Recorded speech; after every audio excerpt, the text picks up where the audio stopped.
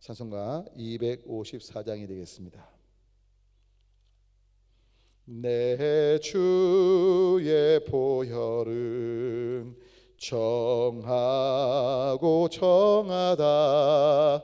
내 죄를 정케 하신 주 날 오라 하신다. 내가 주께로 지금 가오니 십자가의 보혈로 날 씻어 주소서. 약하고 추해도 주께로 나가면 힘 주시고 내 추함을 곧 씻어 주시네. 내가 주께로 지금 가오니 십자가의 보혈로 날 씻어 주소서.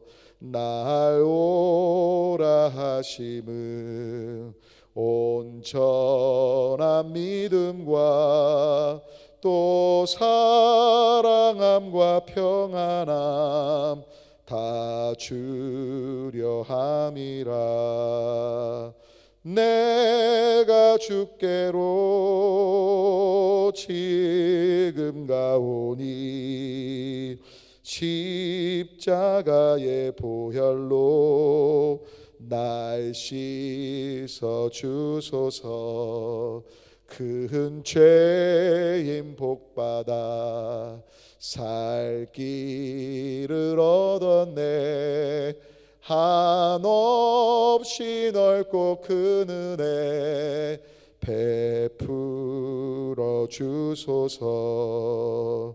내가 주께로 지금 가오니 십자가의 보혈로 날 씻어 주소서. 그 피가 맘속에 큰 증거 됩니다. 내 기도 소리 들으사 다 허락하소서. 내가 주께로 지금 가오니 십자가의 보혈로 날 씻어 주소서. 아멘. 다 주님께서 가르치신 기도 주님께 올리겠습니다. 하늘에 계신 우리 아버지여, 이름이 거룩히 여김을 받으시오며 나라가 임하시오며 뜻이 하늘에서 이루어진 것 같이 땅에서도 이루어지이다. 오늘 우리에게 일용할 양식을 주시옵고 우리가 우리에게 죄진 자를 사하여 준 것 같이 우리 죄를 사하여 주시옵고 우리를 시험에 들게 하지 마시옵고 다만 악에서 구하시옵소서. 나라와 권세와 영광이 아버지께 영원히 있사옵나이다. 아멘. 우리 함께 하나님의 말씀 아모스서 9장 7절부터 15절까지 있는 말씀을 다 같이 한 목소리로 함께 봉독합니다. 아모스서 9장 7절부터 15절이 되겠습니다. 함께 봉독합니다. 여호와의 말씀이니라. 이스라엘 자손들아, 너희는 내게 구스 족속 같지 아니하냐? 내가 이스라엘을 애굽 땅에서 블레 사람을 갑돌에서 아람 사람을 기르에서 올라오게 하지 아니하였느냐? 보라, 주 여호와의 눈이 범죄한 나라를 주목하노니 내가 그것을 지면에서 멸하리라. 그러나 야곱의 집은 온전히 멸하지는 아니하리라. 여호와의 말씀이니라. 보라, 내가 명령하여 이스라엘 족속을 만국 중에서 체질하기를 채로 체질함 같이 하려니와 그 한 알갱이도 땅에 떨어지지 아니하리라. 내 백성 중에서 말하기를 화가 우리에게 미치지 아니하며 이르지 아니하리라 하는 모든 죄인은 칼에 죽으리라. 그날에 내가 다윗의 무너진 장막을 일으키고 그것들의 틈을 막으며 그 허물어진 것을 일으켜서 옛적과 같이 세우고 그들이 에돔의 남은 자와 내 이름으로 일컫는 만국을 기업으로 얻게 하리라. 이 일을 행하시는 여호와의 말씀이니라. 여호와의 말씀이니라. 보라, 날이 이를지라 그때 파종하는 자가 곡식 추수하는 자의 뒤를 이으며 포도를 밟는 자가 씨 뿌리는 자의 뒤를 이으며 산들은 단 포도주를 흘리며 작은 산들은 녹으리라. 내가 내 백성 이스라엘이 사로잡힌 것을 돌이키리니 그들이 황폐한 성읍을 건축하여 거주하며 포도원들을 가꾸고 그 포도주를 마시며 과원들을 만들고 그 열매를 먹으리라. 내가 그들을 그들의 땅에 심으리니 그들이 내가 준 땅에서 다시 뽑히지 아니하리라. 네 하나님 여호와의 말씀이니라. 아멘.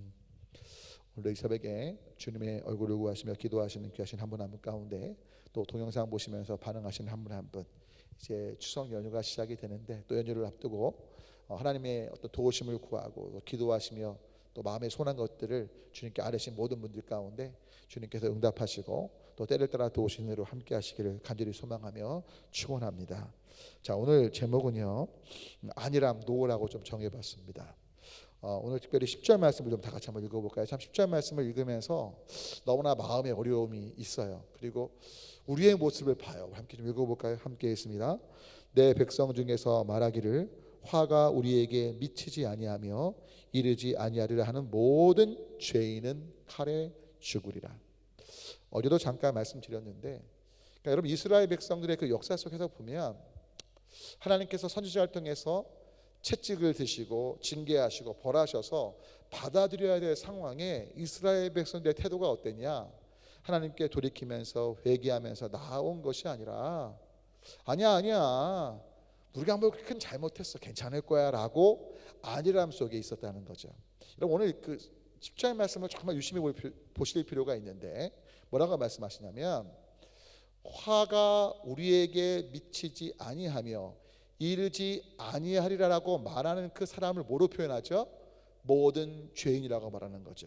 그리고 반대로 생각해 보면, 반대로 말해 보면 화가 우리에게 미치며 이를 것이다. 즉 하나님이 말씀하신 것을 그대로 받아들이는 사람들은 죄인이 아니라 하나님의 말씀을 받아들이고 말씀 앞에 반응하고 있기 때문에 의인으로 보실 수도 있다는 거죠. 칼에 죽으리라가 아니라 살 수 있다는 것도 담고 있다는 거죠. 여러분 사실 화가 우리에게 미치고 이른다는 얘기는 정말 싫은 얘기예요. 부정적인 얘기예요. 정말 우리에게 있어서는 안 될 이야기처럼 보여져요. 그런데 하나님께서 우리를 온전케 하시고 정결케 하시고 연단하시기 위해서 우리의 잘못에 대해서 칼을 대시는 거거든요. 여러분 암덩어리가 있고요, 잘못된 게 있으면 그것을 다 잘라내야 되고요, 도려내야만이 건강해질 수 있는 거 아닙니까? 바로 하나님께서 그 일들을 행하시는데 이스라엘 백성들은 그것들을 아니라고 말씀하고 있는 거예요. 여러분 사실 이 모습은 정말 성경에 굉장히 많이 기록되어 있어요. 단편적인 예, 여러분 홈리와 비느하스 아시지 않습니까? 여러분 엘리 제사장의 두 아들, 이들이 어떠했습니까? 아시는 것처럼 이 제사장이라는 직임은요 영혼이에요. 영혼, 대대에 이르러가는 거예요. 중간에 뺏기는 게 아니에요. 그 가문에 쭉 이어서 하나님의 복이 있는 그런 반열에 있는 친구가 홈리와 비느하스죠. 그러니까 그걸 믿고요, 이들이 하나님께 드릴 재물을 먼저 가져가요. 성적으로도 음란한 행위들을 막 자행을 해요. 왜? 우린 제사장 반열이야, 영원한 하나님의 약속 가운데 있어 라고 생각하기 때문인 거예요. 그런데 하나님께서 말씀하시죠. 나를 존중히 여기는 자를 내가 존중히 여길 것이고 나를 멸시하는 자를 내가 멸시하리라. 하나님이 아무리 언약하시고 약속하셔도 그 언약과 약속을 존중하지 않으면 그들 또한 버림받을 수밖에 없는 거죠. 근데 너무나 안일했던 거예요. 여러분 그 이후에 사울을 보자고요. 사울만 아니라 여러분 다윗도 마찬가지예요. 우리 아이를 취했을 때 그는 안일했습니다. 물론 나단 선지자의 말을 듣고 다윗은 감사하게 회개할 줄 알았어요. 하지만 사울은요 너무나 안일하게 대처하죠. 여러분 그가 전쟁에 나가서 하나님께 제사 드릴 일이 사무엘의 고유 영역인데 자기가 먼저 지내놓고 또 정말 싸움에서 하나님 명령대로 행하지 않고도 합리화시킬 때 너의 왕권을 하나님이 옮기셨다고 말할 때 형식적인 용서만 구하고 사무엘의 옷을 찢을 정도로 붙잡고, 하지만 성경을 가만히 보면요 그 마음속엔 지금 보여지는 것에 있어서 문제만 없으면 되는 거예요. 여러분 수많은 이스라엘의 왕들 보십시오.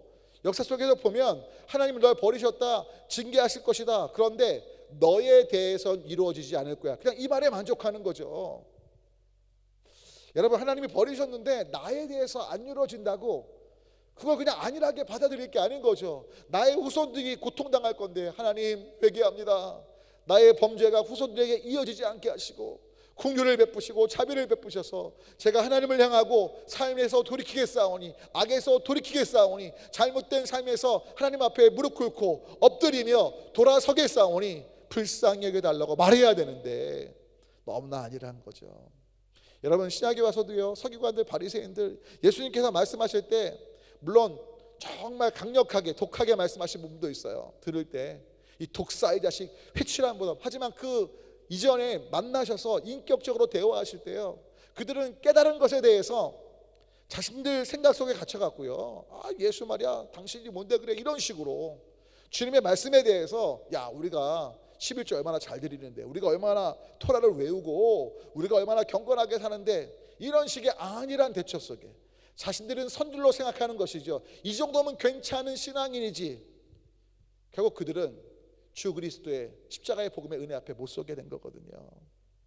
여러분, 부탁 올리긴 나 정도면 괜찮은 기독교인이고 괜찮은 직분자지, 괜찮은 목사지, 괜찮은 장로, 권사, 집사지, 괜찮은 성도지 착각하지 마십시오.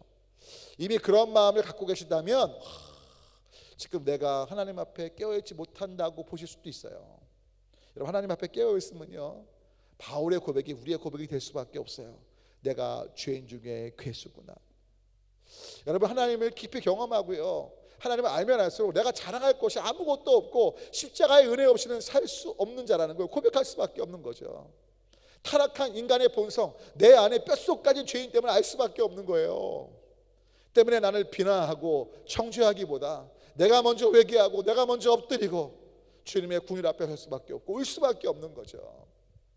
부탁 올리긴 여러분, 안일한 신앙생활 아니라, 정죄와 판단과 비난의 신앙생활 아니라, 내 눈 속에 들보를 보며 무엇보다 하나님의 말씀 앞에서 정말 내가 과거의 경험이나 어떤 여러 가지 내 삶에 좋아 보이는 것들을 붙잡지 마시고 십자가의 은혜 앞에 회개하며 나아갈 수 있는, 그래서 안일함이 아니라 다시 한번 나를 쳐서 복종시키고 계속 십자가의 복음 앞에 성령님의 도우심을 구할 수 있는 복음의 사람들 되시길 주님의 이름으로 축원합니다. 기도합니다.